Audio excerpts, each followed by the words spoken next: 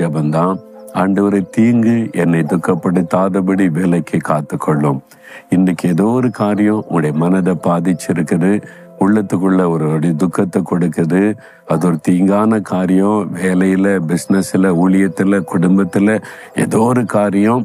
நீங்க பயப்படாதங்க. ஆண்டவர்கிட்ட மனம் திறந்து சொல்லுங்க, ஆண்டவரே, இந்த காரியத்தை குறித்த பயம் இருக்குது, இந்த துக்கம் என் உள்ளத்துக்குள்ள கொஞ்சம் கொஞ்சமா வருது, இந்த தீங்கு, இந்த துக்கம் என் உள்ளத்துல இருக்கக்கூடாது, தீங்கு என்னை துக்கப்படுத்தாதபடி காத்துக்கொள்ளும். சின்சியரா ஜெபிச்சு பாருங்க.